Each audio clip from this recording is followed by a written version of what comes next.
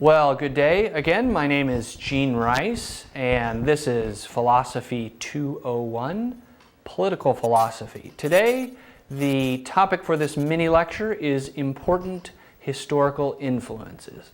So, one of the primary goals of this class in terms of content is to allow the students to experience a little bit of the important ideas and figures in Western political philosophy. We will not be limiting ourselves to Western thinkers. We will, of course, compare and contrast some of the important ideas that we encounter here with Eastern and other non-Western philosophical ideas. But nonetheless, here early on, I think it is important to give a little bit of historical background on some of the most important developments, historical and legal developments, which have influenced, in particular, American thinkers or American political philosophers and political theorists. And I want to do that then today by looking at some of the Roman influences and some of the English influences on the development of American constitutionalism. And so let's begin here then with a little bit of review.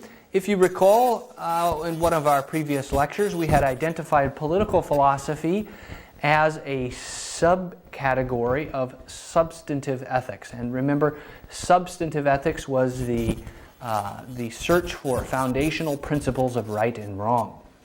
And in political philosophy, we're looking for those foundational principles of right and wrong, primarily with regard to the relationship between individuals and society. And society, the groups in society which any one individual relates to, are many in number. So I am a member of a small family. I am also a member of a small community here in Hays, Kansas. I'm a member of the state of Kansas and, of course, a participant in the United States of America. And as a modern American, I also have responsibilities and obligations to really to the entire world, as almost all of us do now, because of our globally connected world. And so in political philosophy, we consider what we ought or what we should be doing with respect, as an individual, with respect to those various groups. All right, so that was review. Let's press on then with some of the new material, looking at some of the historical influences on particularly American political thought. So, ancient Rome was, as you probably know, one of the most powerful and longest lived political systems known to the Western world. And I'm not going to go into a lot of the history of Rome itself, but Rome had great influence on the development of almost all Western culture, and certainly Western political culture. The first Roman influence, which I'll talk briefly about here, is what is known as republicanism. Republicanism is the idea that people are sovereign. It is not a particular group of people or a religious figure or a group of wealthy individuals who are the sovereign members of the society. And the word sovereign really comes from the word kingly or magisterial. And the Roman ideal was that it was the people who were the most important and not any individual or group of individuals within a community. And so republicanism is a very important idea. In the United States and in other Western cultures and many non-Western cultures, we tend to take it for granted that political systems, whether they're currently good or bad, are supposed to be about the people or about ordinary people and not about religious figures or about wealthy people or so forth. But this was at the time, a fairly revolutionary idea or an important new concept in political philosophy. And so the idea of republicanism is an important influence on the kinds of thinking that we'll be looking at later in the semester. Okay, the second influence is the idea of employing a virtuous citizenry.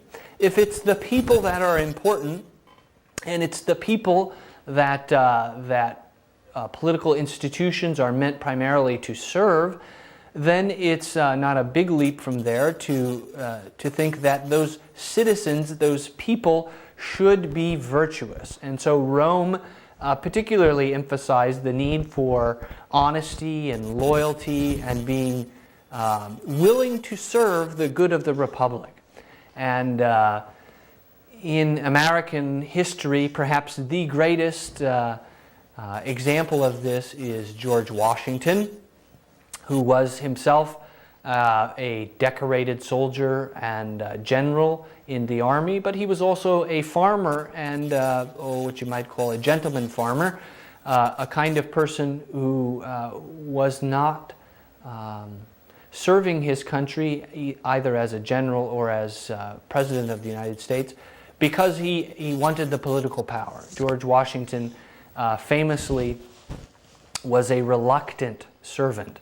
And of course we have in this country, other stories and myths about George Washington's, his honesty and his loyalty, but maybe they're not myths, I don't know. They've certainly grown into stories, maybe embellished a little bit about George Washington, but certainly he would have been a wonderful example, or he is a wonderful example, of the kind of virtuous citizen that Rome tried to instill in its people. And this has become important and continues to be an important element of course, a participatory democracy like the United States and other kinds of countries.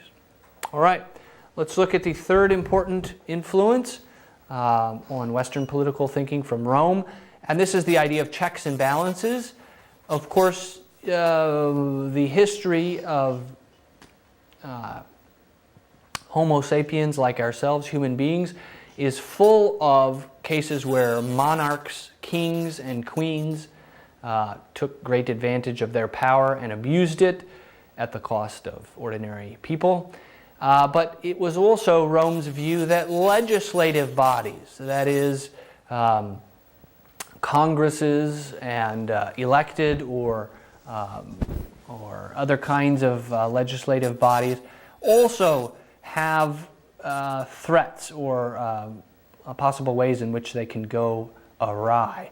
And so the Roman model promoted what we now accept as an obvious point, that there must be checks and balances in our government. That is, government is so powerful these days and so all-encompassing that in order to protect the individuals which it oversees, we need to have some kind of checks and balances, some way in which those who create laws also have some check on their power.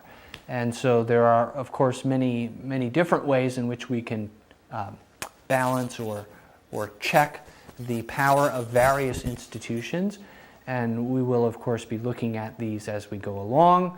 But the whole idea that an institution, a government institution, have a check or be in need of balance was, again, something at the time which was fairly new.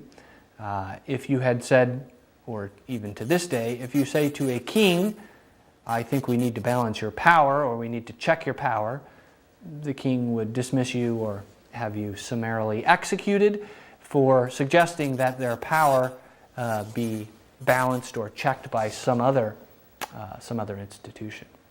So those were three very important Roman influences on the development of Western thinking.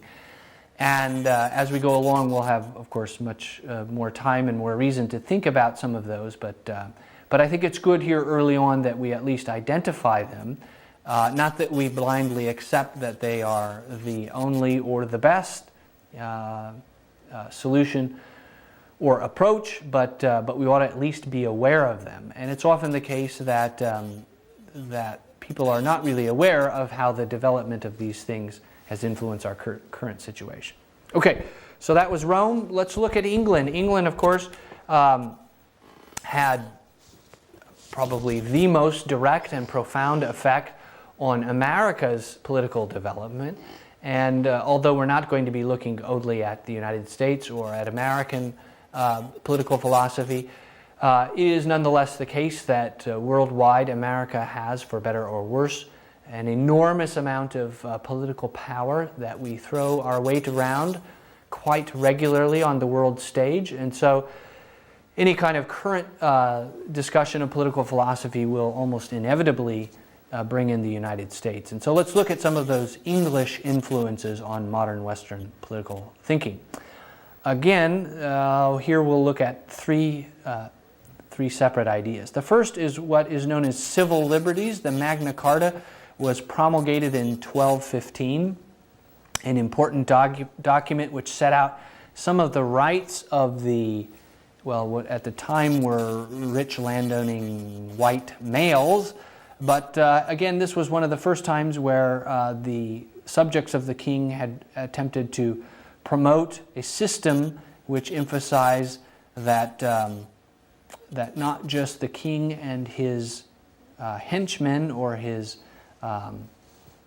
friends were to enjoy rights and freedoms and the value of property. And so in the English system, this happened there in the 13th century and continued to develop. And again, we may take this for granted, or at least some of us may take it for granted. But at the time, this was an important declaration of the rights and responsibilities, the obligations and duties of the people in respect to their political institutions, in respect to the powerful monarchy at the time.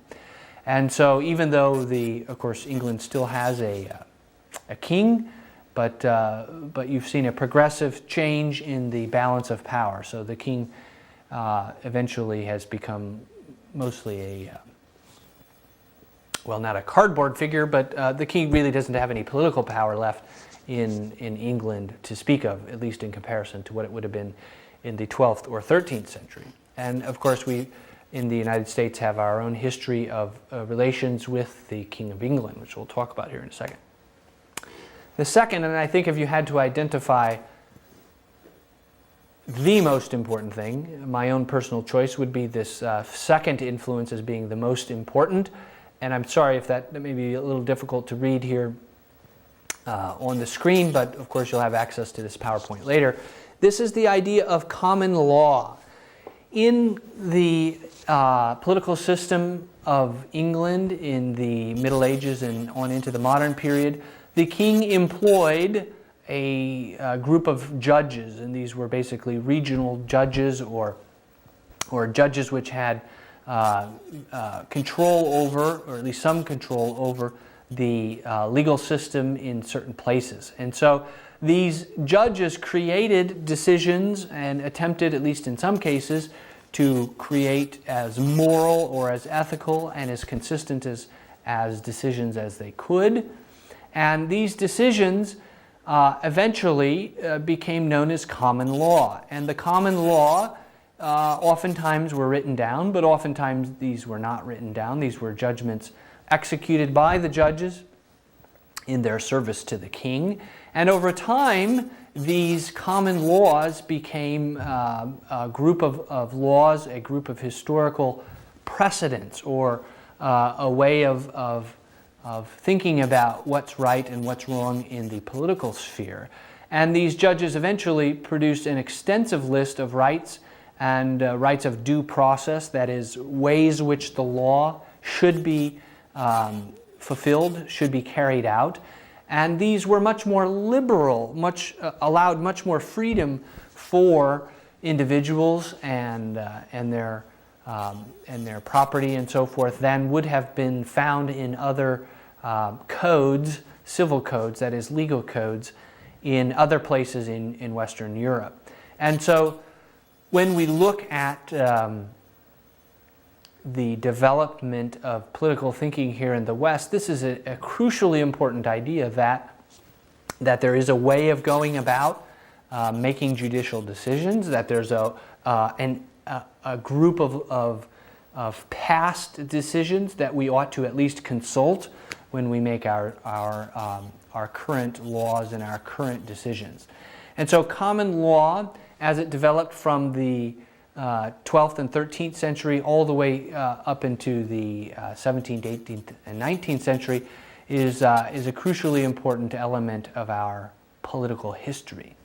And I note there in that second little paragraph there that the Stamp Act, which was the kind of the crisis or the precursor to the American Revolution, the colonists saw the Stamp Act as a threat to two separate but important elements of the common law tradition that they would have accepted there even in the colonies at that time, which was taxation by consent of the people and also trial by jury of one's peers. And so those two common law traditions were certainly not shared by all of the governments in the world at the time. They're not shared by all of the governments in the world at this time. But the colonists, the American colonists at the time, said, "Look, this Stamp Act is going to violate the common law," and that was at least one of the important reasons why the colonists decided to revolt against their English brothers and sisters, the monarchy and the Parliament in England at the time. Okay, so that's 2 of 3. Let's look at our final element or influence from England, and that is representative government. And this is similar to republicanism, but it is the idea that government ought to represent the people in some form. And the monarchy and the Parliament at the time of the American Revolution, or just prior to the American Revolution, even though it was still being or was becoming more dominated by the English Parliament, at the popular level, the colonists targeted the monarchy in their desire for revolution. But in either case, the point here is that the colonists, at least some of them, did not feel that they were being properly represented. And so this idea, whether you're a Democrat or you believe in some kind of socialism or communism, this has become a crucially important idea in many, if not most, political systems today. This idea that whatever the government does, however it is organized, however it executes its institutional processes, it should represent the people. And so this was our third and final element. And that brings us to the end of our historical influences on Western political development. And again, these are important primarily because they set the stage for some of the thinking and the philosophizing which you will be asked to consider and to engage in over the course of the semester. And some of the ideas we'll look at, some of the philosophical models of government and so forth that we'll look at, deal directly with these, and some of them presume or simply assume that some of the ideas we just looked at are correct. And again, you are free to explore them yourself more, and we will ask you to explore them more as we go along this semester. And you are always to ask the question not only what happened and why it happened, but whether we ought to continue it in the future. And that is the prescriptive goal of philosophy, is to evaluate the ethical soundness, the rightness and wrongness, the goodness, the badness of these political ideas. So with that, I will sign off, and I will return you to your cooperating teacher and to your class discussion. Thank you.